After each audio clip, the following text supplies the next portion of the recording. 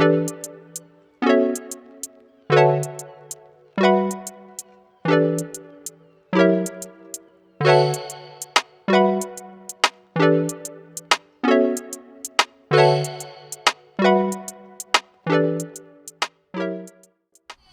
buenas tardes, ¿cómo están? Bienvenidos a una nueva clase. Como ven ahí en la pantalla, vamos a empezar con un temita nuevo hoy, de lo más complicado, de lo más difícil de entender. Ya lo vamos a ir viendo a medida que nos vayamos metiendo en el tema.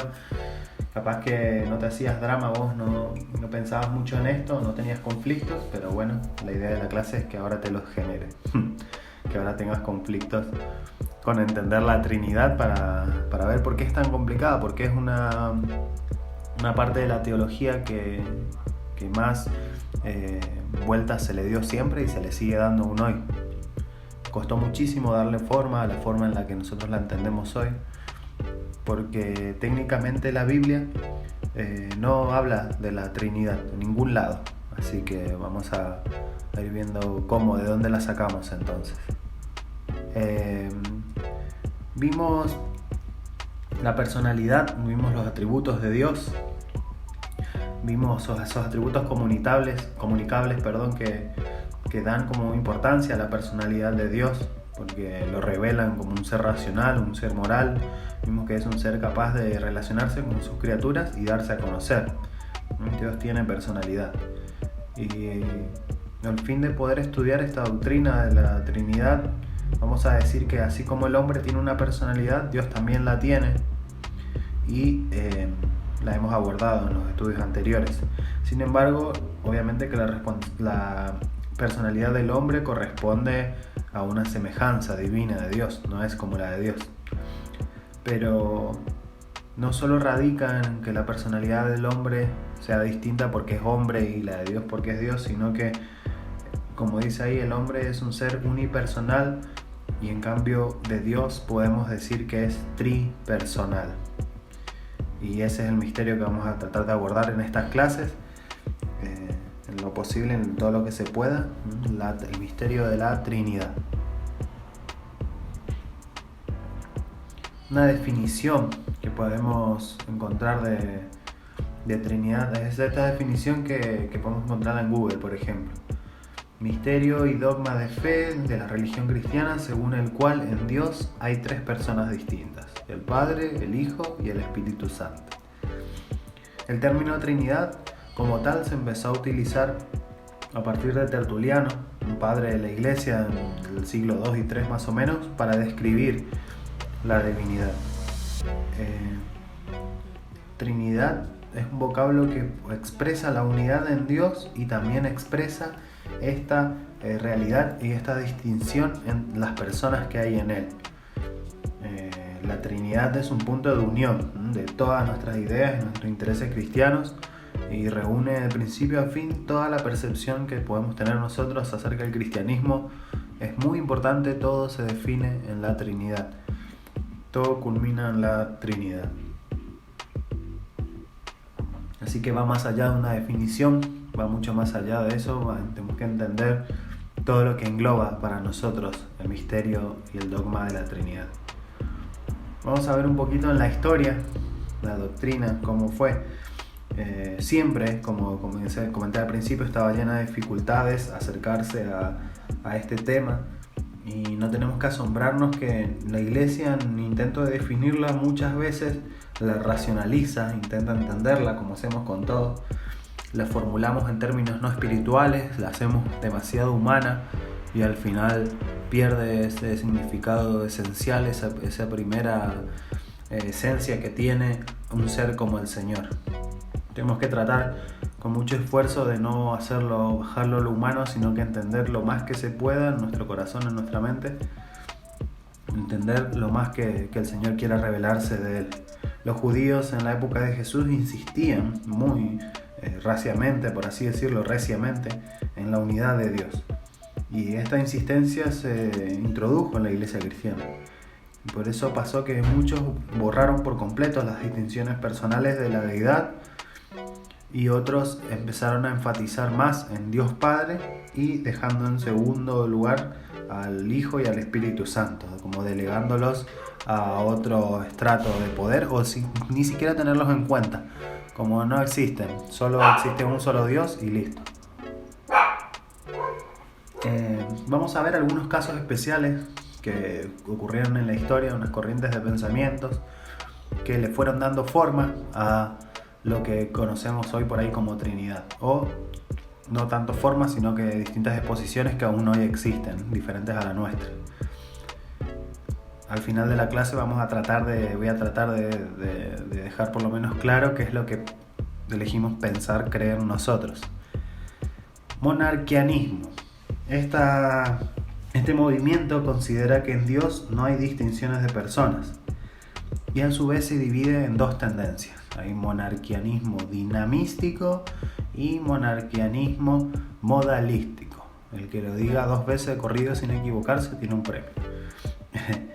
Estas dos se desprenden de esta corriente de pensamiento, de este movimiento, estos dos submovimientos, por así decirlo. ¿Y qué decían cada uno? En general, el movimiento no admite divisiones de personas en Dios. El dinamístico considera que Jesús fue solo un hombre y que el Espíritu Santo es una influencia divina. ¿Vieron cómo es siempre al menospreciar? ¿Por qué es tan importante tener en cuenta la Trinidad? Porque al menospreciarla ya nos metemos en conflictos con rebajar al Espíritu Santo y a Jesús. Entonces, no hay divisiones en Dios. Jesús fue solo un hombre, nada más, y el Espíritu Santo es una influencia divina.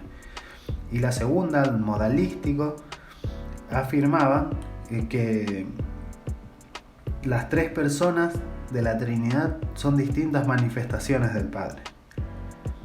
Sostenían, por ejemplo, que fue el Padre quien se encarnó como el Hijo y padeció en esa cruz, que son expresiones del mismo Dios. No daban como a Jesús como un hombre, como la primera corriente, no lo rebajaban hasta ese punto, pero tampoco lo aceptaban como otra persona, sino que era el mismo Dios que había hecho esa obra. Los padres de la Iglesia, los más recientes, no formularon ni una clara doctrina de la Trinidad, sino que se quedaron pensando en algunos aspectos distintos, pero todos en subordinaciones, por ejemplo. Siempre llegaban a la conclusión de que una de las personas subordinaba a las otras, casi siempre obviamente el Padre a las otras 2 personas. Por lo tanto, de nuevo rebajando la divinidad y la deidad del Espíritu Santo y del Hijo de Jesús. Otra corriente, arrianismo, porque fue formulada por Arrio. Arrio fue un padre de la iglesia apologista en el 150, en el 230 más o menos, siglo II y siglo III, igual que el ejemplo que habíamos considerado antes de los monarquianos. El arrianismo, él exponía que Dios eterno del Hijo, quien fue engendrado, o sea, que Dios creó al Hijo y el Hijo tiene un principio, y que lo primero que creó el Hijo fue el Espíritu Santo, dado que, como dice la Biblia, todas las cosas fueron hechas por Él. Entonces, vieron que es otra corriente muy atractiva de pensarla así, la verdad, pero quita a Jesús esa divinidad que nosotros le adjudicamos. Dios lo creó en algún momento, así que el Hijo tuvo principio, y el Hijo, lo primero que creó el Hijo con todo este poder que le otorgó Dios fue el Espíritu Santo. O sea que ya se arma ahí como una escala de 3 en la que el Padre es el máximo creador que creó un Hijo y el Espíritu Santo es el último creado, importante, pero un creado en fin. Eso choca muchísimo con nosotros porque le resta divinidad a las 2 personas. Vamos a ver que tenemos esta corriente. San Agustín de Hipona siempre nos saca de las papas del fuego, Él fue uno de los mayores padres de la iglesia, un teólogo cristiano, brindó muchísimo aporte en todo lo que nosotros creemos hoy en día, en la teología, en cómo armarse. La verdad que tuvo obras muy, muy preciosas. Y él, que decía sobre la Trinidad, escribió un libro sobre la Trinidad. Se llamó De Trinitate. Y el autor lo que advierte es que no hay ningún elemento de subordinación entre las tres personas de la Trinidad. Él afirmaba que el Hijo es consustancial con el Padre y la divinidad del Espíritu Santo. Ahí se acerca un poco más a lo que creemos. Los reformadores, por ejemplo, expresaron esta doctrina conforme a San Agustín, que no hay subordinación entre las tres personas y que son consustanciales los tres, tienen la misma sustancia, el Padre, el Hijo y el Espíritu Santo. Después del periodo de la Reforma, si nos empezamos a meter, ya sería muy extenso y no hay grandes avances como estos tres que vimos bien marcados, sino que con pequeñas cosas se van alterando y moviendo las ideas. Pero sí, en muchos casos se repiten los mismos errores estos del pasado, de querer destacar a una persona por sobre las otras y subordinar a las otras.